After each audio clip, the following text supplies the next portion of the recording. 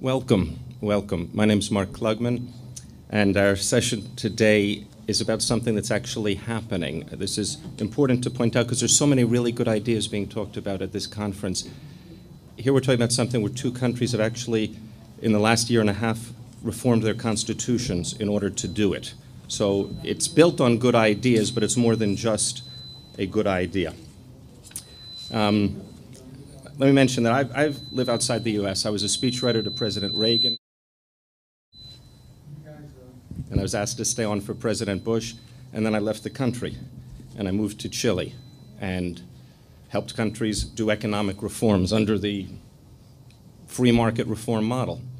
The only time I worry and feel nervous is when I come back to the U.S. anticipating the TSA pat-downs, because I have some metal in my body.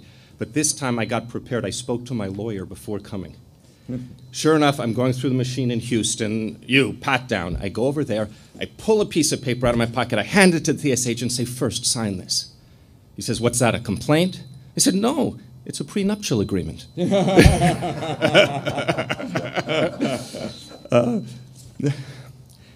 If development economists were in charge of how babies were born, this is not going to work.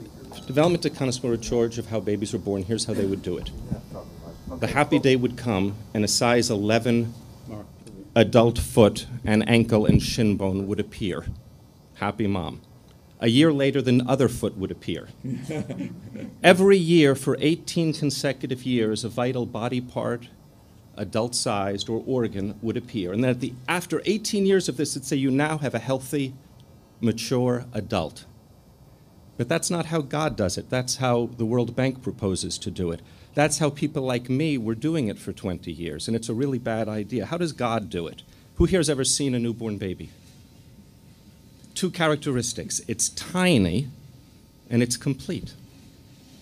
It's tiny, and it's complete. It has 10 very small toes, and each one has a tiny toenail, and the smallest of the toenails is so small, but it's there also. Now, before the baby is born in gestation, it's following the World Bank path, and it's defined as being in such an utter state of dependence that we call it non-viable, which indeed is the state of most economies that get tutored by the World Bank, or get the blessings of AID, or that follow the orthodox reform paths. So you look at the development model as carried out, and what's missing, George, is intelligent design, right? Whereas in a newborn baby, the intelligent design is obvious. Whereas if there's a horror movie where a foot is born, there is no sign of intelligent design. It's a nightmare. Now, after doing these reforms for so many years, I was having wonderful success getting them done. I developed a method of how you could do the reforms with no political cost. Governments would get reelected. Countries became investment grade. And I said, this is great. There's only a problem. We're never going to arrive. Our unstated idea of free market reformers who applaud when you privatize the pension system in Chile and applaud when you privatize the phone company in another country, and we've done things like this, is here's our big plan. The way we're going to reach the model, the final destination, is every year for 20 years we'll advance 5% of the distance. We'll introduce 5% of the model every year for 20 years, and we'll never miss a year, and we'll never have a setback, and we'll never lose an election. And there'll never be an external economic shock. And we'll never elect a president who's corrupt or incompetent or both. Never, never, never, never. Even though I'd only had success, I said that makes no sense. Sure enough, reforms that I've worked on have been reversed by future governments. Countries I've applauded for privatizing their pension system have seen a corrupt government come in and loot the system. It doesn't work. This model, which has what characteristics? The characteristic is that you address an entire country and then you apply a series of sequential reforms. And what I realized and had the chance to talk with George Gilder about in his house in Tyringham 12 years ago is that the essential mistake is we're confusing the constant and the variable. In every meeting I would go into where we're going to reform economic reforms, before the meeting began, everyone who arrived understood we're talking about this country. So if you're in Paraguay talking about pension reform, it's Paraguay. If you're in El Salvador talking about monetary reform, it's El Salvador. And the constant is the national territory, space. So what was the variable? In the Orthodox approach, the variable is time, sequence. Our vocabulary in development economics is a vocabulary of time. First generation reforms, second generation reforms, first a foot is born, then a pair of lungs, then 5 years from now we'll get a brain, right? That's the vocabulary. A new government takes power. They call up one of us and say, we want advice, and we say, here's what we think the priorities are. Priorities, that's a word about time. So I said, what happens if we reverse these two things? What happens if we say, no, our constant is time? So if it's a constant, you have to define it. Let's define it. Time and sequence. Defined the time now, immediately. The sequence, simultaneously. Everything at once, everything together. Complete, like a newborn baby. The model is the constant. The territory is not the constant, it's the variable. Is this a new idea? No, Deng Xiaoping understood this. Deng Xiaoping didn't say, there are a billion people and I've got this great idea, socialism is wrong, so I'm going to call you're the members of the Central Committee of the Communist Party, and I'm here to tell you everything we're doing is wrong, so instruct everyone in your zone that they should relinquish control over whatever element of the national economy they have under the socialist regime. Yeah, that would have worked, right? At a minimum, he would have been pushed out of power. Quite likely, he would have been pushed out of a helicopter. We wouldn't know his name, very simply. If he had decided to apply the Washington Consensus, no one here would know his name. What did he do instead? He said, I want something the size of a baby's toenail. It's so small that they're not going to fight me on this. And I'll do it there. And then it will expand organically, and in 18 years, it'll be a full-sized adult. And in fact, that's what happened. I published an article in 1996 saying, we talk about political and economic spheres of influence. What we're witnessing now, we could call public policy spheres of influence. We're very small, powerless countries, Singapore, Taiwan, Hong Kong, have taken inside their sphere of policy influence Vietnam, Indonesia, and China. That's what's driving the policies. It's a mechanism that actually works. It's observably efficient. So, you start with nothing, and you create a small space that's a platform. Singapore, 700 square kilometers. Peru, 2,000 times bigger. Gold, silver, copper, same output, same GNP. It's not about land, is it? Now, I proposed this. I was advising at that time the presidents in both Honduras and El Salvador, and I proposed it to them, and they said, it's neat. I said, there's one thing. You have to outsource the administration of justice to an external, credible, familiar, independent source. Institutional leapfrogging, I call it. They said, that's not acceptable. Not acceptable. So I said, well, will you think about it? And the man who was president of the legislature, Porfirio Lobo, in Honduras, said, when I get to be president, we'll do it. I did not remotely believe him. I thought he was being polite. That was, that was 10 years ago. So instead what we did is we took this same concept and I applied it to a sector reform and telecom reform. I'd helped countries privatize their phone company. It's a big fight. It takes a year and a half, a lot of negotiation. And I said, let's try a different way. We're not going to touch the state-owned phone company in the same way Deng Xiaoping didn't touch the national economy. Instead, we're going to find a small space, a virtual space within the telecom sector where there's nothing, like there was effectively nothing in Shenzhen. And here, we're going to create a low-entropy environment, a platform, a legal framework, an economic framework, and say, if you want to take private investment and create private telecom, you can enter this space and do it. You know what? Within a very short period of time, the private telecom sector was larger than the state-owned sector. It was the functional equivalent of doubling the size of the state-owned phone company and then selling 50% of it.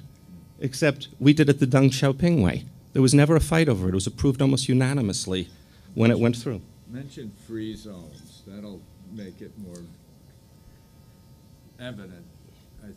I was hoping you would mention free zones and that Richard would mention free zones. But yes, we call them leap zones, legal, economic, administrative, political zones.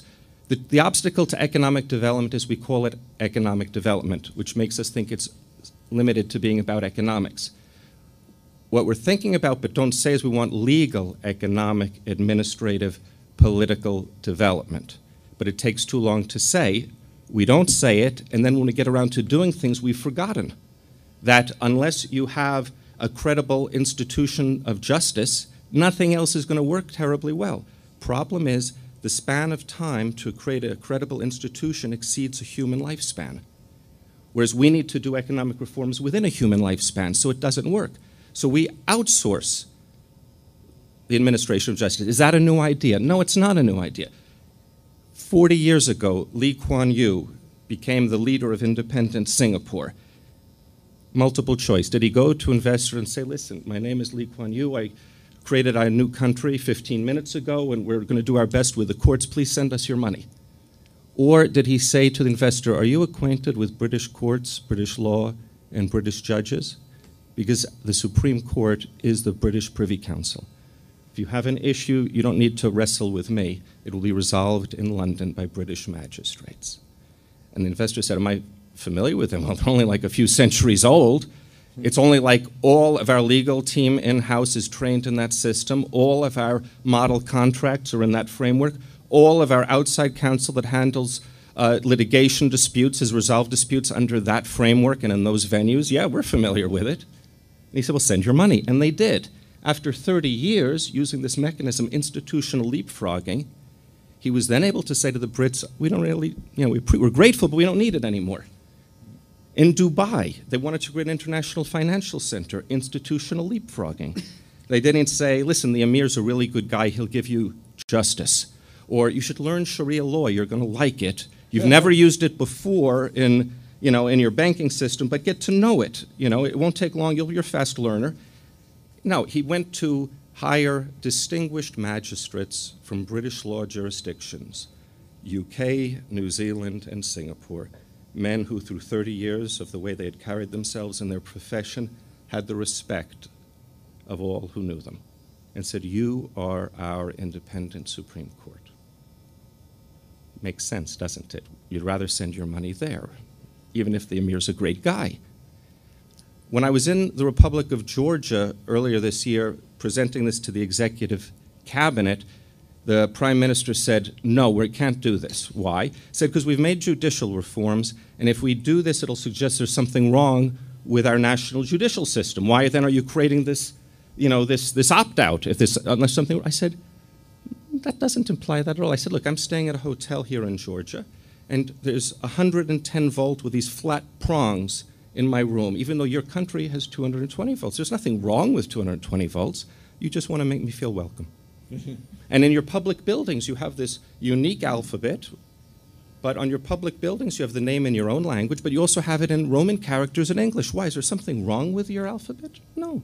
You just want to make us feel welcome. Say, if what you want is the world to send money, look what you can do to make the money feel welcome. You can say, you can defend your property rights under British common law. Wow.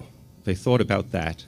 A few weeks ago, the president of Georgia, visiting Estonia, Riga, Latvia, I think he was, he announced that in this new city they're creating on the Black Sea, there will be British common law. Now, this is a country in between Azerbaijan and Turkey, part of the former Soviet Union.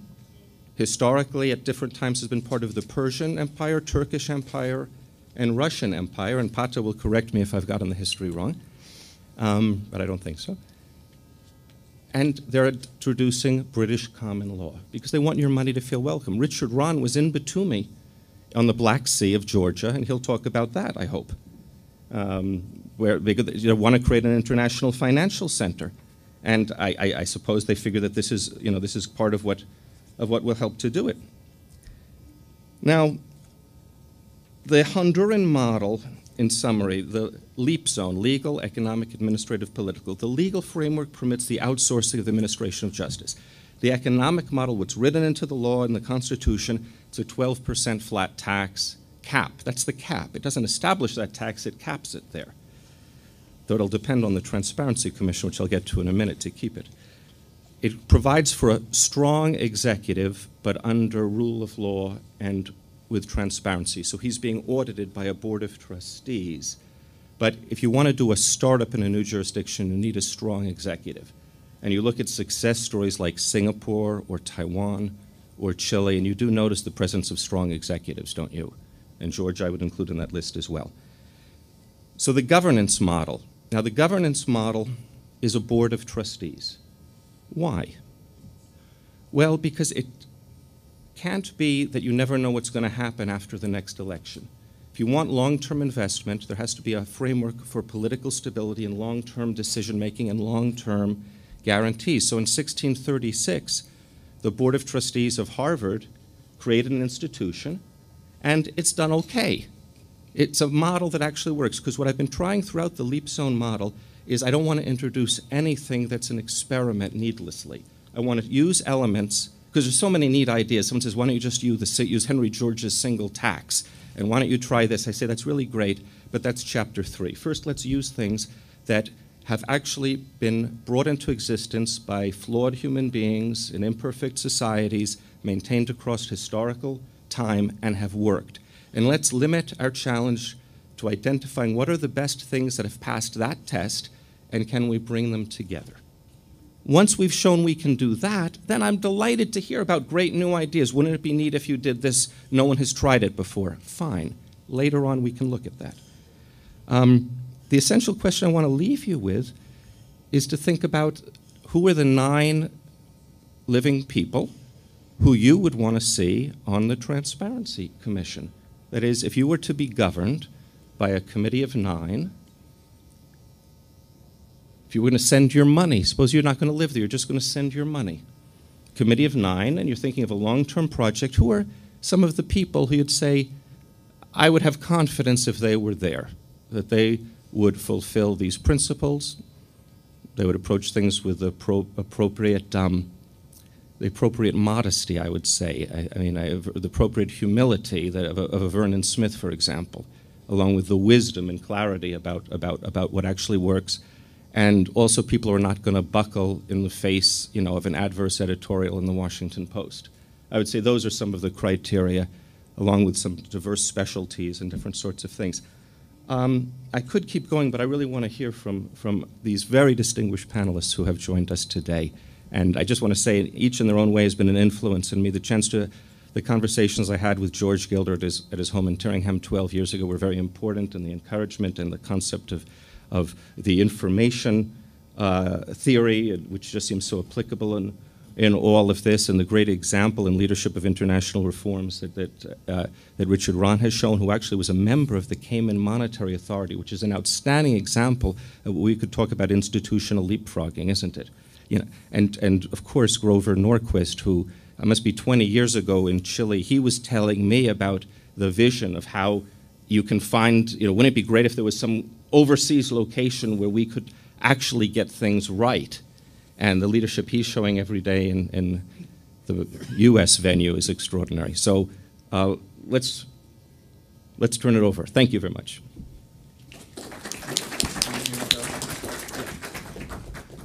I've been talking a lot today, and I'm going to talk some more, so this will be short. I just wanted to tell a story of how I came onto these ideas that have been very important to me and have actually shaped much of my understanding of economics. Some of it was intuitive. When I went to China in 1988 with Milton Friedman, Milton Friedman was advocating to the Chinese government that the key to transforming the Chinese economy was for the government to take control of the money supply. And it seemed, I was horrified by this. It seemed to me the last thing communists needed to be told was that they had to take control of something. And so that was my first time I was ever skeptical of Milton Friedman, who is a great, great man who I admire tremendously. But he got slightly crippled by a Nobel Prize. It's a devastating experience, and it did undermine his judgment here. When I was asked at a press conference what was going to happen in Hong Kong in 1997, and this was the the Hong Kong, this was the time that China took over Hong Kong. The British were to leave according to the treaty. And I found myself saying it, just leapt to my tongue. I didn't think it through ahead of time. I said, well, 1997 is the time when Hong Kong will begin taking over China. And this turned out to be exactly true. I didn't know why it was exactly true, except that I thought the Hong Kong example would be infectious for all of China. But Mark is the one who explained to me why it was true. And what Deng Xiaoping and Jiang Zemin and did was create free zones. And when you think of the dynamic of a free zone, Mark contrasted it with this centralized way of liberating a country, which actually happened in Russia, where the government announced that they were going to have perestroika everywhere, and this mobilized the absolute opposition of all the forces that benefited from the existing order. So the whole dynamic came to a screeching halt, and in a seething conflict between the existing order and its challengers, and we have Putin today. In China, on the other hand, by creating a free zone, all the dynamics go in the other way. You create a free zone. Shenzhen was one of the first, and all the action happens in the free zone. So the people who are outside the free zone want to get into the free zone. And the people, or they want the free zone expanded, or they want new free zones established where they are so they can participate in the excitement of Shenzhen. And that was how the Chinese miracle was ultimately accomplished, by following the model that Mark has brilliantly expounded to you today.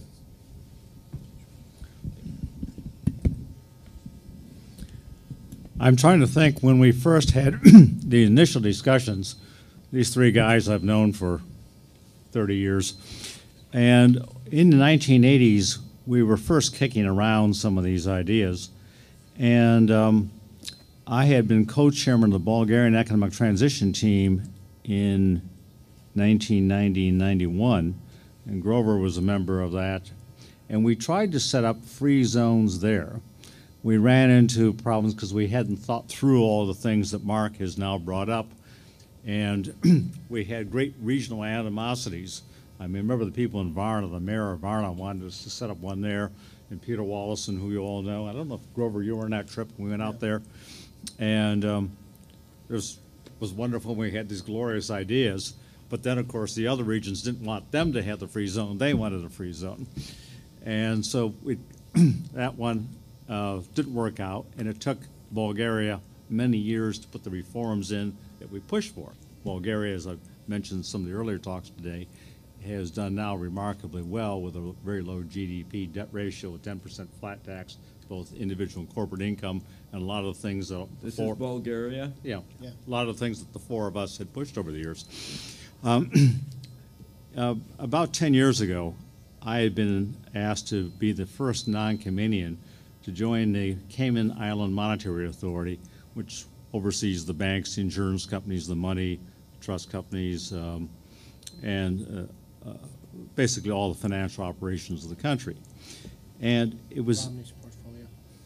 Romney's portfolio. Yes. In fact, as a quick aside here, Grover, this is for you and for you guys. Why don't you repeat it so it's on? As a quick aside here, and this is particularly for Grover, but all of you, I would challenge almost any candidate running for office to deny that they have any connection with Cayman or the other offshores. 80% of all the hedge funds in the world are registered in Cayman, most of the mutual funds, and in an area of global financial governance, you can't, it's almost impossible not to, but we can have some fun with this.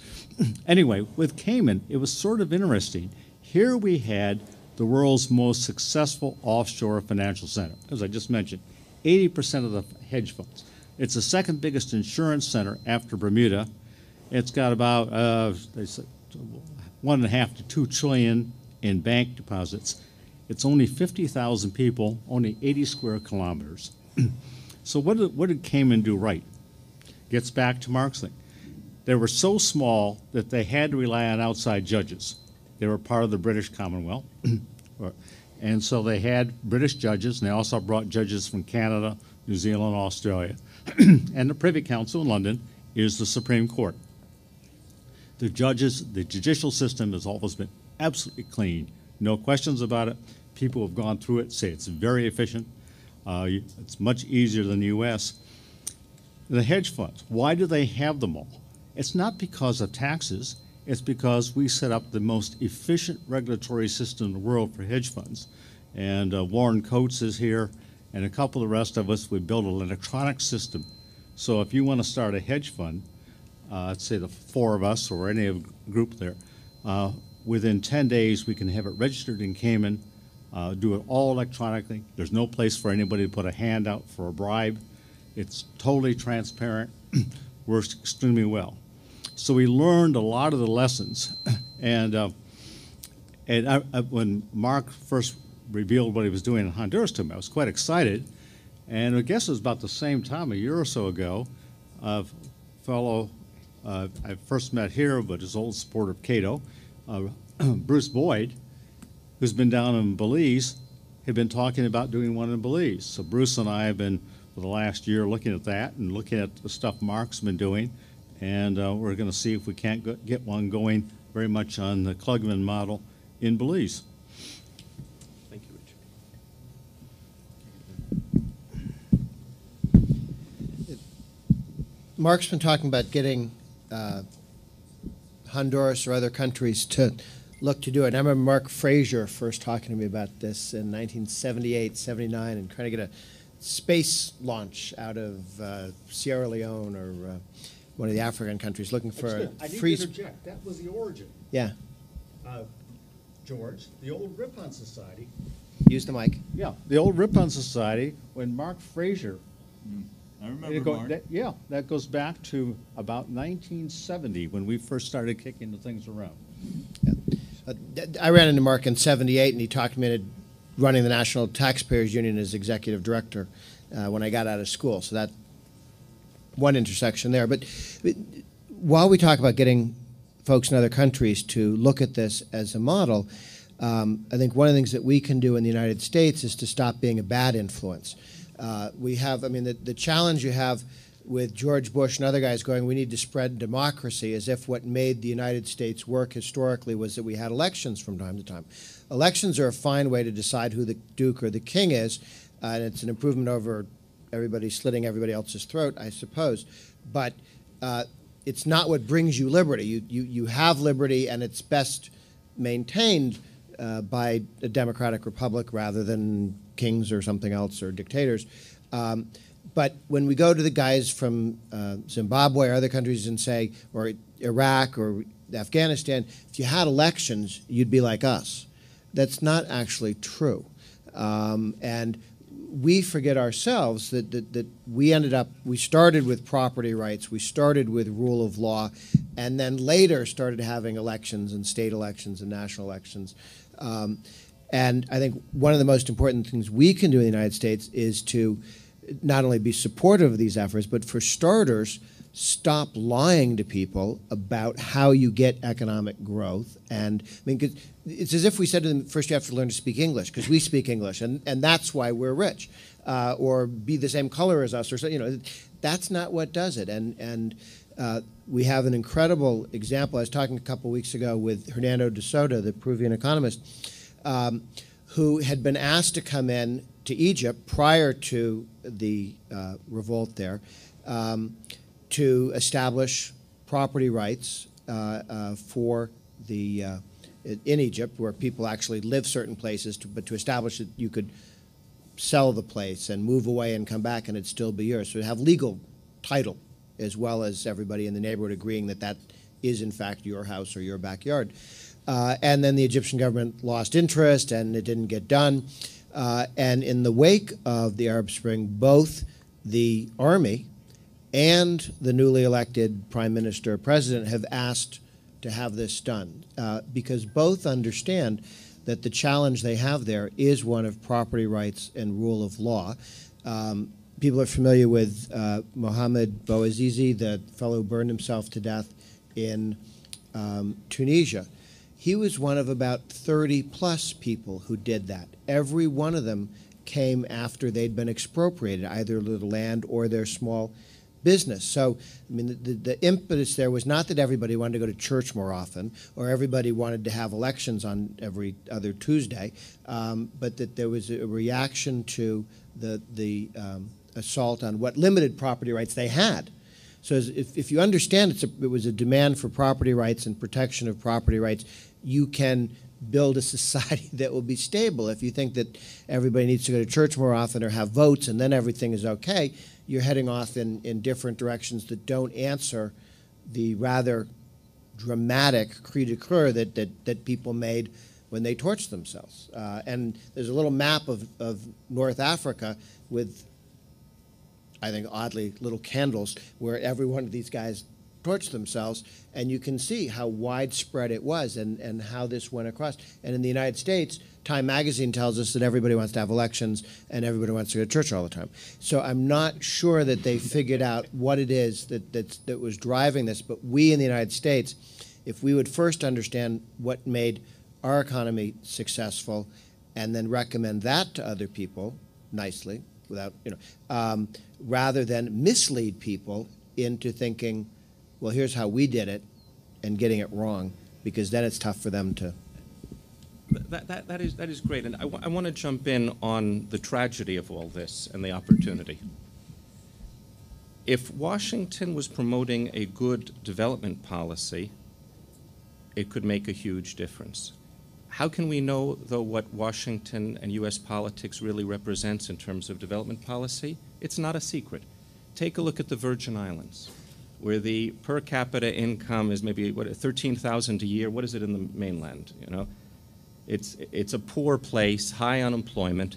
OSHA regulations are being applied there in the same way and in the mainland. A company was recently hit with the equivalent of 5 per capita incomes as a fine because there were people who were fixing a roof, and an OSHA inspector determined they could have fallen off the roof. Now, this has been true since the beginning of time. You can fall off a roof that you're fixing, but to knock out 5 jobs with a fine on that, that's America's, Washington's development policy. Or in American Samoa. In American Samoa, you can imagine the economics of this postage stamp floating in the middle of the Pacific. It's not that competitive, is it? So they had a minimum wage lower than on the mainland. Till a few years ago, Washington decided this is, unfair competition, or it's a violation of the human rights, and no decent society can tolerate it. So they passed law to ratchet up the minimum wage so that it would be the same in American Samoa with a per capita income, I think, of $8,000 a year, the same as on the mainland, an astronomical unemployment rate, and 1/3 of those who are employed are government employees. And in fact, as soon as they started ratcheting up the minimum wage, the only significant industry, which I think is tuna canning, companies started shutting down. Or look at I've been living outside the U.S. for over 20 years, so I get to front row seats to watch what AID spends its money on. Or you have front row seats in Washington to see what are the requirements imposed on the Colombian Free Trade Agreement on labor and environmental things. Or we can talk to Pata, who's here from Georgia, and he'll tell us what Georgia has done the most amazing market reforms, perfect example of a good development policy. They go from 120-something to 16 in a few years in the World Bank Doing Business Index. And the EU fought them every step of the way. And what they said to me when I was in Georgia is the reason they feel such a sense of urgency to create a leap city there is to grandfather in a zone of freedom, so when they join the EU, which is about being protected from Russians, that'll get grandfathered in, so they won't have to be extinguished, the possibility of freedom there.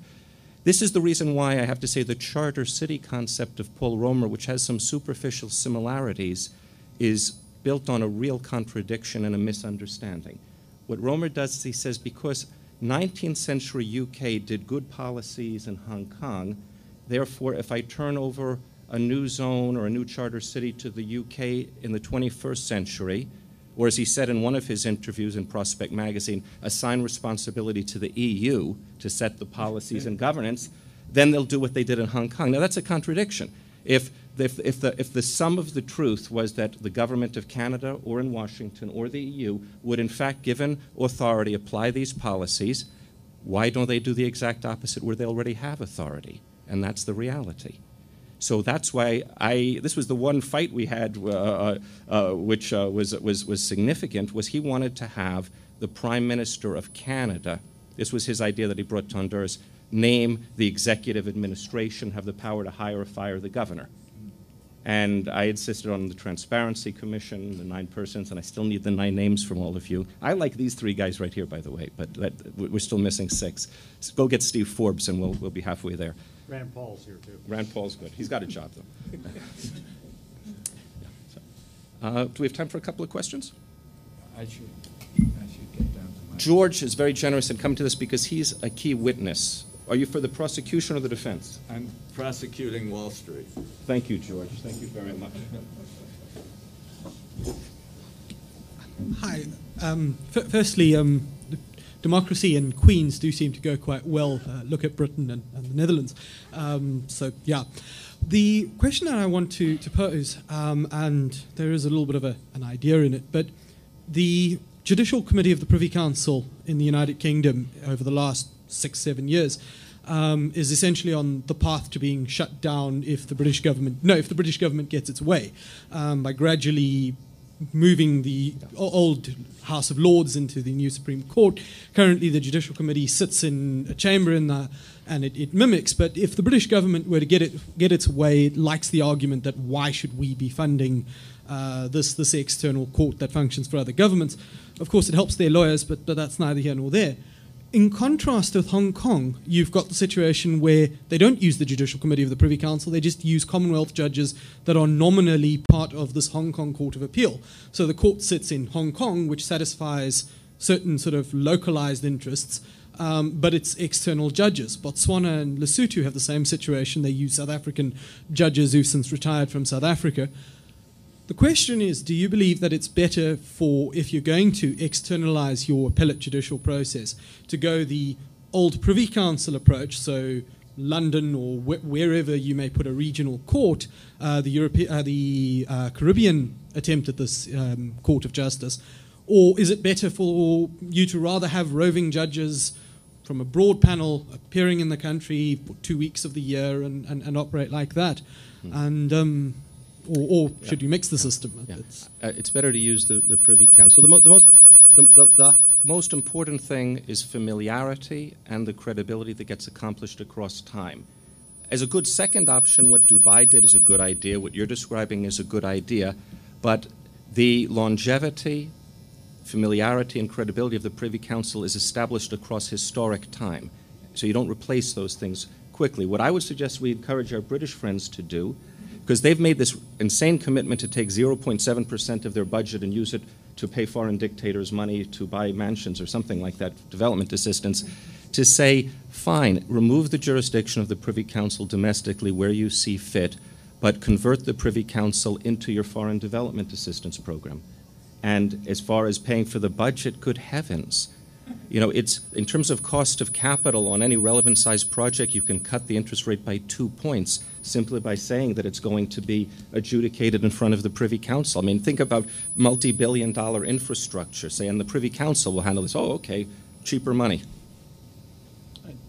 One thing with it, once you establish the reliable local court system, very few things from Cayman ever go to the Privy Council, because the Cayman is now developed over 20 years. Right.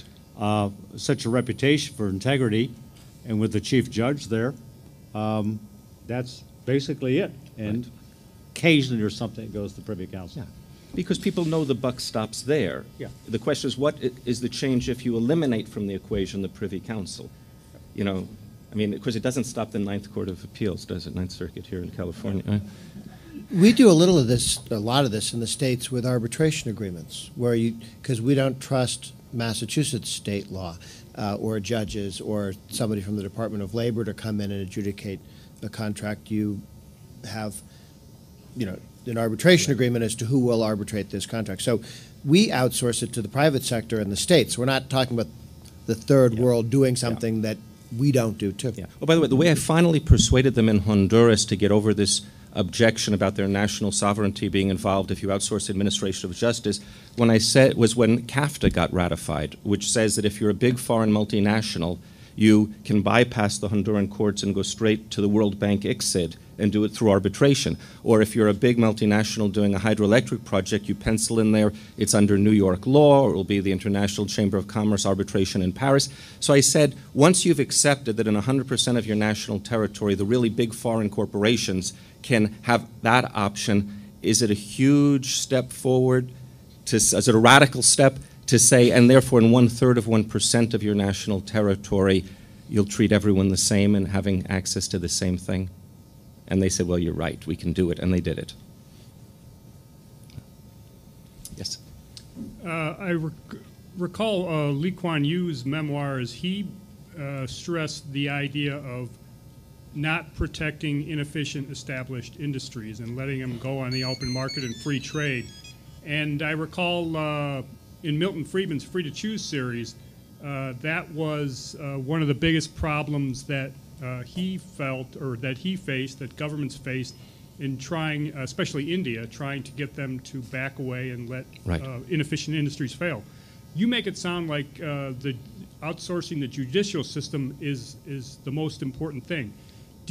Why did you not address the inefficient industries? Is it because it isn't nearly as important? We're doing these in new areas where there are no industries. We've hardwired into the Constitution limited government, strong property rights, equal treatment under the law, a 12% flat tax, and so on and so forth. And then you have a transparency commission which is not subject to constituency pressures. They're not out there doing, Everything is, you can't do anything without the rule of law, protection of private property. When we did the stuff in Bulgaria, we put a great deal of emphasis on privatization. We had a bunch of American guys, I guess we were all guys at that time, there, and we were really naive about how corrupt a court system could be. And our colleague Rahn, who had been head of privatization for OMB under Reagan, was leading this. And we got privatization through quite rapidly, and we thought everything was going swimmingly. And then we were finding the judges would overturn decisions. We'd set up a sort of normal tender, and we were so astounded that this kind of stuff was going on, but we quickly learned, and then it slowed down everything else. And you can't do real tax reform and real spending reform and everything else without really a basic rule of law. That held Bulgaria back a good dozen years. And then finally, there's still got some corruption in the court system, but nothing like it was. And so I'm an economist by training, but I lead off the rule of law, an incorruptible judiciary. And as Margaret Thatcher used to say, a civil service which is not open to bribery. And so, I think let the gentleman behind you, because we're probably down to 3 minutes. We have 3 minutes. First of all, I would like to say that I believe that what you're doing is extremely important, especially on Freedom Fest and Libertarian movement, which is old theory for so many years. Something that's really being done is a true miracle. And I think that you are also going in a very good direction. I've been thinking about similar things, but what interests me about your concept is how do you convince government to give up their power?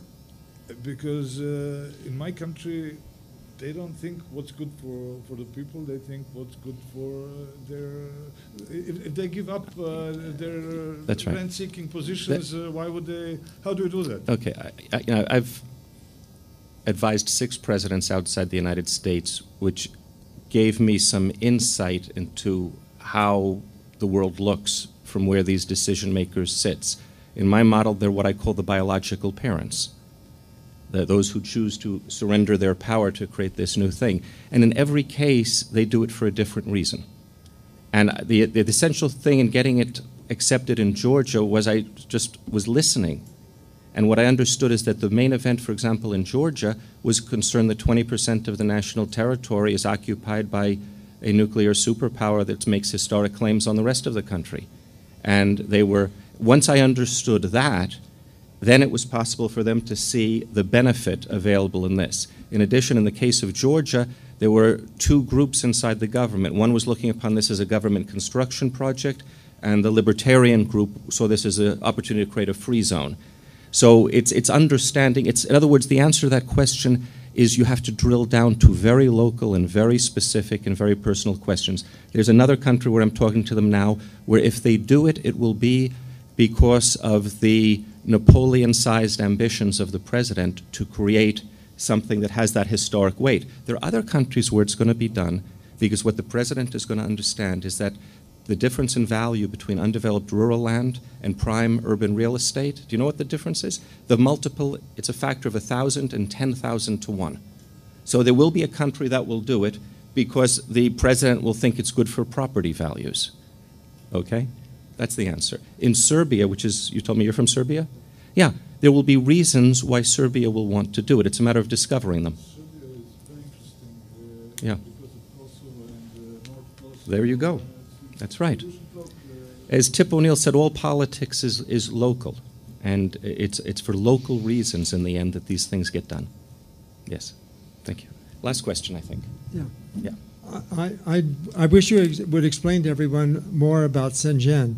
From my point of view, it's the most incredible city in the world. It started in 1979 as a fishing village virtually, and today it's a city of 10 million people with probably as many high-rises as New York City. Yeah. And that city is just unbelievable. And I wish you would explain more to people about that. It went from 30,000 people to 10 million people. It was created in 1980. It was one of 4 of the special economic zones created in 1980. Shenzhen is adjacent to Hong Kong. There were 2 across the straits from Taiwan. There was a 4th one adjacent to Portuguese Macau. And it initially, I mean, to know that there are 10 million people there, they all came voluntarily, I think is the most important thing. And the fact that it began, in a country of then 1 billion people, to say there are 30,000 people there means it's an empty room, right? It means there's no one who lives there. So it meant that there was no internal opposition. You were not affecting the status quo. You were not changing the rules on people who were there. Everything was opt-in. It was so desirable that they had to block people from coming in, and instead they created new zones. There are now a couple of zones. It's now up and down the whole coast, or special economic zones, going into the Pearl River Delta, and then every provincial capital, to such a degree that 30 years later, it's erroneous to call them a special economic zone, because today it defines the normality of the Chinese economy, that regime. But we still call it a special economic zone. Thank you very much.